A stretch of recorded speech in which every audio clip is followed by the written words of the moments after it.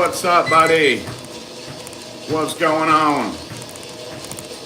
I really hope that I have good service on this one today, and we don't have all the issues that we had the other day. I think there was something going on with Comcast over here the other day. How are you, Keith? What's new and exciting in your world? We got a middle of the day cardio Q&A. Let's see if anybody decides to come jump in for this.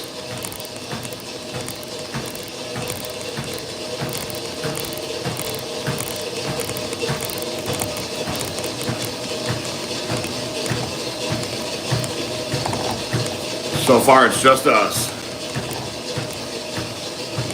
My creative came super fast. Gonna try it this weekend, just wrapping up work, so I'll be driving but listening. Good. I don't know how much or how little you've experimented with Kratom, but it took me a while to really figure it out. In the beginning, I would say I had a couple. In the beginning, I had a couple I wouldn't say bad, but I would say not good experiences.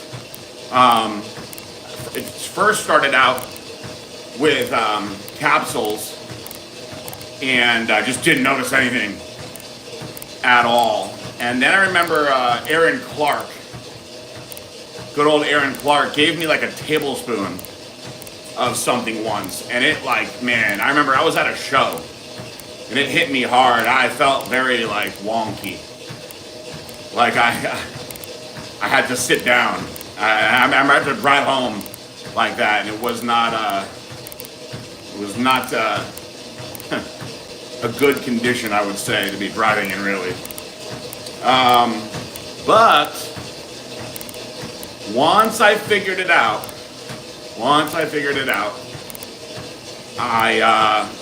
that was it. But I'll tell you, start conservatively. I would say that most regular Kratom users are probably going to be using 3 to 5 grams of powder at a pop, and these are your people that use it every day. So for me, basically, if I make a tea, right, my whole thing starts out with 20 grams of Kratom that's brewed in the pot of tea, and then it's strained out, so a lot of that actual weight from the grams of Kratom is removed, and then of course I dilute it, and so I would say the raw weight, I suppose, per tea before all of the filtering and whatnot might be 5 grams. So you'll figure it out. B. Rogers, good to see you. Is Florida a good place to start a family? Well, I'm trying it out, so we will see. Oxy Foxy, what's going on? So here's what's going on, guys, now that some people have jumped on. So had a quick little hospital trip with Marissa the other day because her amniotic fluids were so low. And I have to share this with you guys. This is mind-blowing to me. So they put her on the IV for 24 hours, and after 24 hours of testing, the amniotic fluid measured 6.2. So they said, we're going to discharge you. So we go home. We're thinking, all right, back to normal. We have a doctor's appointment on Friday. Well, the specialist calls Thursday morning, and they're like, we need to see you again today to check your fluid again. And we're both kind of annoyed. It's like, we just got out of the hospital last night. You want to check it again already? How much could it change in one day? So we go in there yesterday afternoon, and it's down to 4.8 already. And she drinks a ton of water. So it's not that. And the specialist was like, look, I'm going to call your doctor at this point. She's like, you're 36 weeks. We wanted to make it to 37. But all this back and forth, maybe time to just have the baby come out. So she's like, listen, it's already 5 o'clock in the afternoon at this point. She's like, hydrate as much as you can tonight. Make sure you're hydrating. They always tell her to make sure she's hydrating. She drinks tons of water. I mean, she drinks 2 liters of water in her workout in the morning, so she's like, tomorrow when we go in, being today, if it's less than 5, since it was 4.8 yesterday, she's like, I'm going to recommend they schedule the surgery for later on that day. So we were like, all right, we're prepared for it, get everything all packed up. So I was like, it's been perplexing me how we couldn't figure this out, maybe is it just a fluke thing? I don't know. So I said, listen, we've tried all this water, Pedialyte, primes, salts. Maybe I need to look at this from a different approach. We haven't really tried to change your food around too much. Let's just go to Publix and get a bunch of watermelon, because watermelon's high in potassium. Perhaps the way that it digests going slow, you'll take all that water in that way. So last night we went to Publix, we bought like a 2-pound, it was actually about 2.25 pounds of watermelon chunks. And we watched a movie, we actually shared it, and they wanted to see her first thing this morning, 8 a.m. We went in there, and the amniotic fluid was almost 8. So it was literally almost double. It was the highest that it's ever been. And the only thing that we changed was the watermelon. And I said, that is remarkable. I mean, it has to be from the watermelon. We've been going every 2 days for 3 weeks now, 4 weeks almost, and having this issue over and over again. Drink more water, drink more water, drink more water. The only thing that we changed was the watermelon. I said, man, it's really incredible how much that food can change something like that. Truly incredible. Something so simple.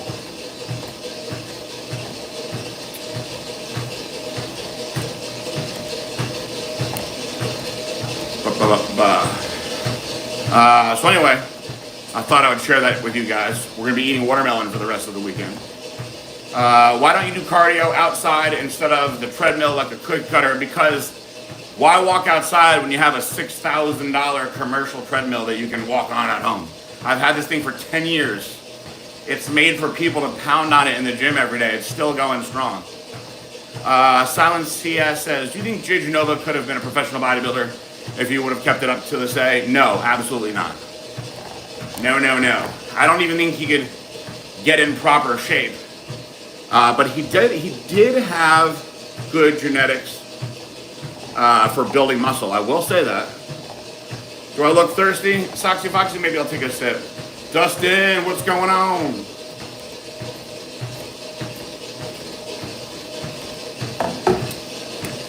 So there you go. That's my little update. Even the specialist, I think, did not expect us to have enough fluid today.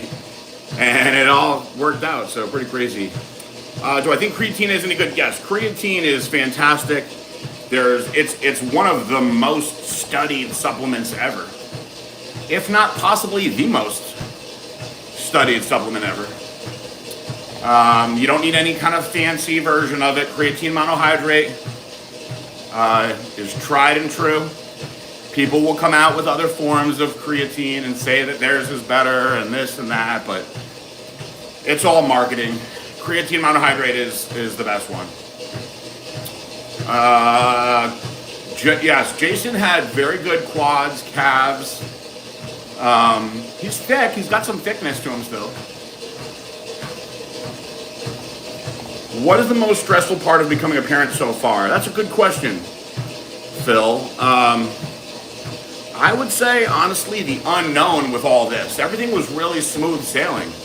The first 2 trimesters were really smooth. It was, once we got into this 3rd trimester with the amniotic fluid being low, and that becoming something that they were concerned about, going back to the doctor. But outside of that, it's been really a pleasure, the whole thing. How will Rad 140 be compared to Tren? Been running 150 milligrams Tren acetate a week. Just started to it's so dramatically different. You can't compare SARMs to anabolic steroids. I mean, if you want to use them for references, I suppose it's okay. I like Rad 140, I do. But first of all, Tren, you're talking one of the most aggressive, strong. If you wanted to take something that was comparable in the SARM department as far as strength, aggression, things like that, S23 for sure. S23, YK11 would be another one, but S23 would be my first choice there. Now, Rad 140 is great. You're going to feel, I think you'll feel better than you would on the Tren. Tren can make you not feel so good. But it's not comparable as far as the strength and muscle gains that you will make. But listen, Rad 140, a little bit goes a long way. 10 milligrams a day is a fine dose. I've done 20 milligrams before and got really good results with it. Mark Dog, good morning. Can I discuss the future of Blackstone Labs? Well, listen, I'm not allowed to be a part of the company until I finish probation. The government says I can't be involved. But I have no doubt in my mind those guys are going to stay in business until I get back. And when I get back, I plan on helping everybody grow it back to the success that it once was. Put out some fun new products. But, I'm not allowed to be involved in the supplement industry at all. Scatman, what's going on? What was my best and worst experience with Jason? There were so many good ones. I'll have to think about if I could really tell you a best experience with Jason. I had a lot of really good experiences with Jason. The posing trunks video outside, I was actually really stressed out over something at the time in my personal life, and that was a really nice break and everything. And seeing the guy drive by, I know you guys remember that video of Jason in the red posing trunks. Seeing the guys come by on the golf cart, security guys, the looks on their faces, and that was just a really, really funny time. I'll never forget that time. Teaching him how to drive stick was really funny. I had a lot of good times with Jason. I would say probably the two worst times would be the Rich Piana fiasco was a really stressful time because the company took a lot of abuse over that and had to get a lawyer involved. It was a whole big fiasco. So that one comes to my mind as a really stressful time with Jason. There was another time where I had to basically ask him to not come to the office anymore because he was causing so many problems with the other people there. And that was a hard conversation to have at that point. That was a rough one. He had just kind of gone off his rocker a couple times there in front of people in the parking lot, kind of made a few people scared. But those are way old times. Now, obviously we're both in much different points in our life. He's a lot more laid back now, it seems. Let's see here. What else do I have in here? Badabuco, what is up, my buddy? Today's lineup: Nick Walker, Serge Nubret, Guy Cisternino, Thierry Pastel. What a weird lineup. So listen, by today's standards, Nick Walker wins, obviously. I think Serge gets second. I think Guy maybe third, Thierry fourth. Personally, I would have Serge first on my list. As freaky, massive, and just crazy looking Nick Walker is, his physique just doesn't flow in as appealing as a way as for my personal taste. Best piece of life advice you received from prison. Ugh. Man, there's a lot I took out of prison, but if there's one thing that you're gonna learn in prison, it's patience. And just letting things happen the way They need to happen. I used to try to control everything. You know, I had a lot of issues with my anxiety and stress, and because I had a lot of problems with common thinking error of demand thinking. We learned about that in the program that I was in the prison. Thinking things have to, need to, or should be a certain way. In this case, would be my way. And because of that, trying to control things, you get frustrated, you get angry. But there are many things that are outside of my control and our control. And if you're patient, man, it's crazy how a lot of these things just play out the way they need to. So I have a different kind of patience now because of everything that I went through in prison. But I also will tell you that you learn a lot about gratitude in prison. So this is the best advice that I've given people because I went to prison, is just stay present in the moment and enjoy. Man, take it all in.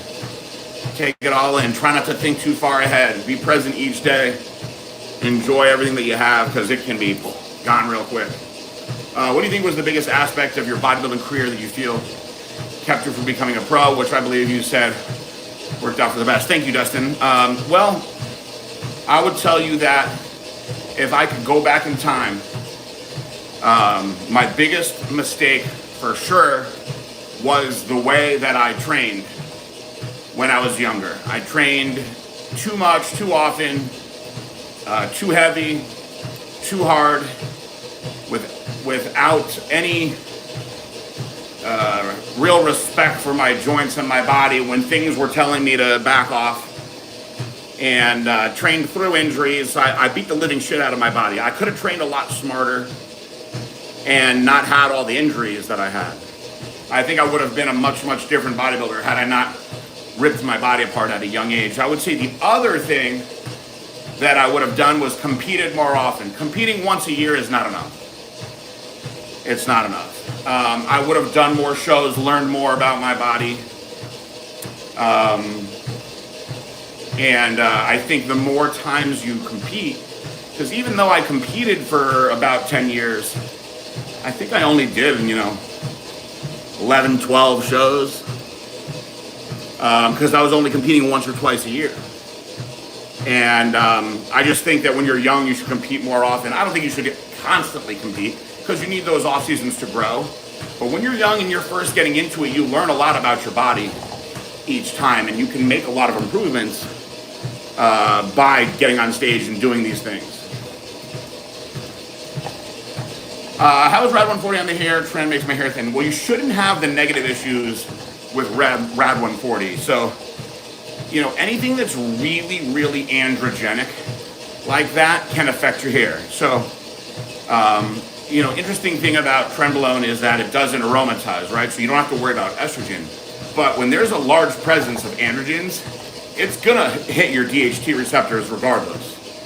So I tell people, if you're concerned with hair, do your research on anything that you're taking and look to see if it is DHT derived, like Winstrol for instance, or if it has any affinity to the DHT receptor. So interesting thing is that oxandrolone Anavar is actually DHT derived, but it has no affinity to the DHT receptor, so you don't see that. Now Winstrol, complete opposite. If you're worried about thin hair, then that'll go aggressively. So when you look at the SARMs,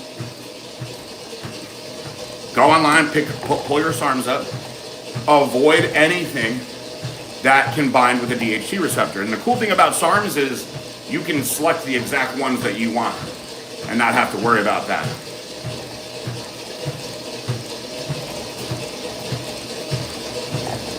YouTube says, hi PJ, glad to see you making a come in life. 2 questions, do you prefer DECA or EQ for bulking? Also, what is the longest you have ran tren? I asked because I ran 600 tren for 3 months. So, good question. I'll answer both of them. Obviously, there's 2 questions there. The first question being on the DECA and EQ. I think on paper, DECA is the better choice that people typically go for. My issue with DECA was 2 things. One, it just affected my dick. And if you don't care about that, then more power to you. But anything over 300 milligrams, I would get Decadic from it. And I was always in relationships, and you don't want to deal with that. Decadic is the worst because it's like you're just about hard enough to have sex, but you lose the sensitivity, and then the girl's like, what's wrong with you? And I mean, I don't want to take anything that does that to me. That really bothered me about it. I've taken 600 milligrams of Deca a week before, and I'll tell you, I put on a lot of size. It made me hold a lot of water. I never got any of the positive, you know, oh, it helps your joints feelings that a lot of the bodybuilders say. But EQ, on the other hand, I never got any bad side effects from it. And I could run EQ. I've run EQ at 800 milligrams a week. And made me strong, made me hungry, kept me tighter. I do feel you need to use a little bit higher dose of the EQ than the Deca, but it pairs nicely with test. I always basically ran a 2 to 1 ratio as far as my test to anabolic. It seems like guys these days do the opposite. So what I mean by that is, if I was doing 600 mgs of test, I'd run 300 mgs of Deca. You know what I mean? If I was running 500 mgs of test, I'd run 250 mgs of Deca. But with the EQ, I've run it all different cycles because I like the EQ a lot. And I'll tell you, one of the best results that I got was I was running, I was just doing a cc of testosterone cypionate, so 200 milligrams, and a cc of an equipoise that I had that was 200 milligrams, 1 cc of each every other day. And I ran that for 12, 14 weeks, multiple times, and got outstanding results. Now, as far as Tren, I always used to use Tren pre-contest. So I would start it about 8 weeks out and use it the last 8 weeks before a show. I have used it in the off season for blast purposes, but I don't think I've ever used it for more than 8 or 10 weeks. I may have pushed it for 12 weeks, but I usually ran that one in shorter blasts, 6 to 8 week blasts. Thank you, Dustin. I appreciate the love to Blackstone. You know, I'm dying to get back in the mix. I just have to be patient with it. Brian Rogers has strep throat. Oh no. Rest up, man. Take your medicine. Get your fluids in. Feel better. If you had to choose between losing your arms or legs, what would you choose? Oh my God, what a terrible choice to have to be put on me. So I'm losing either both arms or both legs. Oh man, I guess my legs, because if you're in a wheelchair, there's a lot you can still do with your hands. I mean, I read a book about a guy in prison that was a wheelchair athlete. His story was pretty amazing, how much he could do. But without both arms, man, you're really going to have to rely on people for just about everything, I guess. Terrible conundrum. Mark Doug says, I have been having a lot of panic attacks at night. Do you have any trick or advice to help? Well, first we have to look into why the panic attacks are happening. And it's interesting that you bring this up, Mark Dog. Thank you for sharing that with me. A lot of people don't like to talk about stuff like that out in the open. But I had the closest thing to what I think was not a panic attack, because I used to have horrible panic attacks, but the closest thing to an anxiety attack in a while yesterday. And it was when Marissa, I already had, I'll give you a little bit I'll share a little bit of a story with you, Mark Dog. So you guys, if you've been following me for a while, I used to have terrible panic attacks. I was on lorazepam and Ativan for years, and then really what really, in many ways, saved me was the Paxil. And then once I got out of prison, I got off the Paxil, and I've been off of medications now since last March. Feel good, feel great. So yesterday was an interesting recipe that I had concocted up because I was on a very low amount of sleep, and I went to the gym. I drank my Dust X, which hit me really hard because I was also a little bit dehydrated. Had a really good workout, came home, did my cardio with you guys, and then I planned on being able to spend a day with Marissa, a rare day off in the middle of the week. And she had called me and told me that they wanted to see her immediately to check her amniotic fluid. And I was very frustrated because I'm like, you know what? How much of this do we have to do? And perhaps I just sat on that thought too much. But as I was getting home in the car, I actually felt myself getting more excited, and it wasn't anything negative. And so I had to go meet this gentleman over something business related. And I noticed when I was talking to him, I was kind of parched and feeling fidgety, and I couldn't focus all the way. And then so I drove home, and as I got into the driveway, I started feeling my head like spasming. And I looked at myself in the mirror, and I could actually see my head spasming, and it really freaked me out. It really freaked me out. I was like, what in the hell is happening to me? And I could feel my heart rate going up.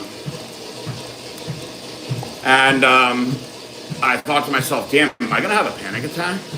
So I went inside, and Marissa could tell that there was something wrong with me. I was like, I just got to sit down for a few minutes. And what I did was I focused on my breathing, which is the best tool. Is the reason why I'm telling you this. I focused on my breathing and bringing myself back to normal. And eventually it wore off, and I felt quite tired after that because that's what will happen. So through all the shit that I've been through, I will tell you it wasn't a panic attack, because I've had panic attacks that were so bad back in the day that I had to go to the hospital. I used to hate getting them to come out of nowhere. But I did have an anxiety rush that brought all this weird shit on. So what I learned, and you can say it's a form of meditation. Actually, Navy SEALs do what's called box breathing, but what I do is I focus on my breathing in a 7-4-7. That's what works for me. So very, very slow inhale. 1, 2, 3, 4, 5, 6, 7. Hold the breath in. 1, 2, 3, 4. And then exhale it all the same way. 1, 2, 3, 4, 5, 6, 7. So it's basically like this.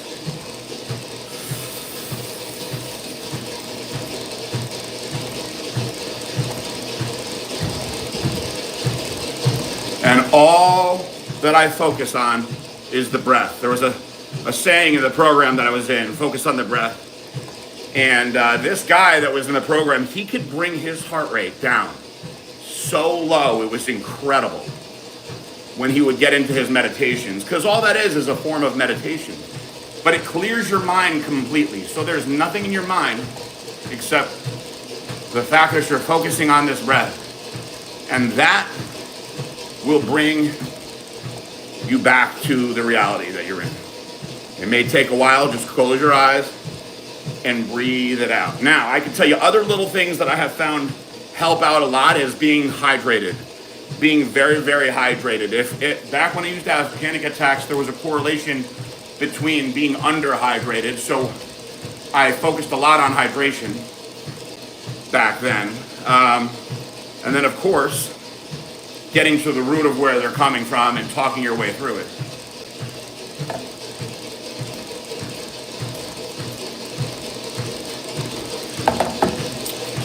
Thoughts on Ozempic semaglutide for weight loss. So Ozempic is semaglutide. You also have your Mounjaro, Zepbound. There's a lot of companies that are selling the two big ones, semaglutide and tirzepatide. So tirzepatide is actually better because there's 3 pathways that these GLP-1s work with. And semaglutide only works with one pathway, tirzepatide works with 2. There's 2 different ways that it works. It works specifically with adipose tissue. So if you were going to choose out of the two, tirzepatide is the superior option. But do they work? Sure. Absolutely. I mean, if you want my quick thought on it, will they help you lose weight? Sure. Yeah. Let's see here. Muscle Machine, what's going on? Did you go to school with Jason? How did he even come up inside of industry? The reason that Jason blew up on the internet and in the industry was because he went to an event where a bodybuilder who was very popular at the time, named Mark Alvisi, was speaking, and he asked him a question, and he said that Alvisi was rude to him, and he made a whole video about it, this F you Mark Alvisi video. And the video went kind of viral. And Alvisi saw the video, didn't like it, even wrote about it in his column in Muscular Development, which back then there was no social media platforms to be famous on. It was all about magazines, you know. YouTube was brand new, really, in my opinion. You know, I mean, this was a long time ago. I didn't even meet Jason until 2012, and he had done all this stuff way before that. So, this is going way back. But the videos went viral over that, and I wanted to meet him because I had seen the video. Have you seen Singer Man on Colors podcast? I did see the podcast. I thought it was a very good podcast. I enjoyed it, listened to it in parts. And yes, I talked about going on Jay's podcast. I would love to go on there. It'd be an honor for me to go on there. I have very tough travel restrictions. So Jay is so cool, he said he'd like to set it up where next time he comes down this way, because he comes down here quite often for events, that he would set something up with me down here. And I think it would be a very, very, very good time. Love Jay. Jay's the man. What movie would you recommend to watch with your parents that involve great scenery and storyline? There's a lot of good movies I think that you could watch. I think that there's obviously a difference in opinion between a lot of people on what a good storyline is, or I guess what's great scenery. But I think Braveheart, why not watch Braveheart with your parents? That's a great story. Love, war. Bonsai Runner, what's up, buddy? Thank you. Oh, a movie with great scenery and a lot of suspense.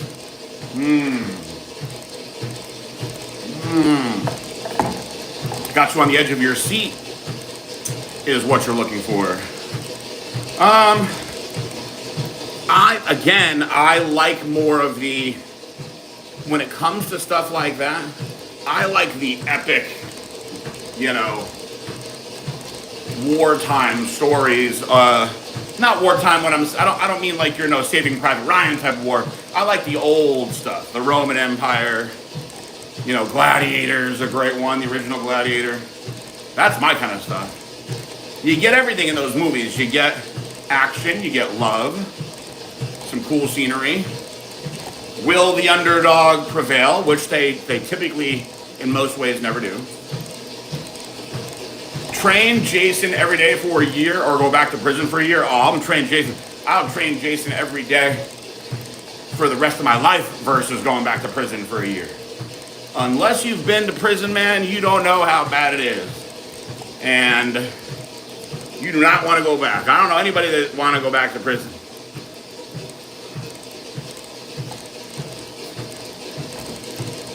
How did I meet Dave Palumbo? Funny, I was talking about this with somebody recently. I had just done Junior USA's. It was my first national show. I got 4th place in the heavyweights. I was kind of mad. I felt like I was the best one there. I really did. And I came off stage and I saw Dave Palumbo, and I'm thinking to myself, holy shit, that's Dave Palumbo. And I walked over to him and I was like, hey, Dave Palumbo. And he actually said, you looked really good, but your glutes were soft as my grandma's ass. I'll show you. And he was showing me the pictures on his phone. 'Cause you know Dave was always covering the shows. And I was like, instead of being mad, I said, well, tell me what to do. And he told me to get orthotics for my shoes, and we went through this whole little checklist. And that was my first time ever meeting him. We didn't wind up working together until another year after that, though. Scatman, of course, the 40th birthday of Janoi. I've already given him his present. All right, guys, listen, I'm getting ready to get out of here. I'm going to take Marissa to go get some food. Can I tell you? Can I describe what my life was like when Blackstone was at its peak? I can give you a little summary. So first of all, I was a young man. Actually, let me give you the baller version of it, because I know that's what you guys want to hear. You don't want to hear the modest version of it. So I was young, jacked, handsome. I had just married a WWE TV star. I had all sorts of hot chicks around me constantly. I drove every fancy exotic car you could imagine. Well, not a Bugatti. No Bugattis for me. I traveled everywhere I wanted to travel. I got to be backstage at the Arnold and the Olympia and do all these really, really cool things. And there was a lot of booze involved. There was a lot of high-pressure decisions involved. But I will tell you, it went by very fast. Very fast. And a lot of it was focused around image more than anything else. And that's too bad. That's too bad. Because all that image shit fades, as you know. That was one thing that I realized back then that I was caught up in. But it was a wild ride for a little while, that's for sure. That's for sure.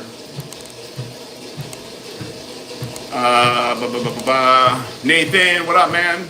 Hey, a little midday cardio. I didn't want to miss my cardio today just because I almost had a baby with my wife there. She was ready to go, but baby said no. Inception does have great suspense. Great movie. Great movie.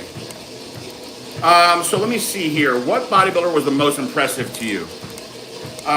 Without a doubt, nobody came close to Ronnie Coleman in his prime. Up close was just mind-blowing. But I'll tell you, Marcus Rule up close was insane. Tom Prince up close, insane. Paul Dillette, I saw from kind of far back in a crowd on stage at the Night of Champions. He was pretty crazy, but the Ronnie Coleman level of freakiness was like nothing I've ever seen. But Phil Heath, also super impressive. Kai was impressive. Man, Evanson Tapani was crazy to see up close, but nobody blew my mind the way that Ronnie Coleman did, man. Nobody. You're still young, jacked, and handsome to me. Thank you, Nathan. I think that, much like our friend Jason Genova, I'm looking decent. Here, I'm 44 years old. Anyway, I heard the movie The Gorge was good. We may check that out. Ooh. Will carnitine help with fat loss? Yes, I love L-carnitine for fat loss. In fact, I forgot to do mine today. I like it pre-cardio or pre-workout. Injectable version is outstanding. If you're not going to do injectable, then I would suggest making sure you get L-carnitine in tartrate form. Blackstone, my old company, had a really, really cool carnitine product called Carnitrim, which was a blend of different sources of L-carnitine, and there was an ingredient there called propyl L-carnitine that was super concentrated and strong. They don't have that product anymore, but maybe they'll bring it back someday. That was a very cool one. Never forget Big Lenny. All right, guys, I'm going to go and grab some food with Marissa. We're going to keep on eating watermelon. How amazing. If you guys missed the beginning of this Q&A, we learned that watermelon was a truly truly incredible fruit with the effect that it had on Marissa in the past 24 hours. Nathan says, my dad can't with sci-fi. Inception was a very good one. I liked Inception a lot. Very, very good movie. All right. Listen, I love you guys. Appreciate you. Thanks for doing this cardio with me. God bless you all. Peace out. Bye.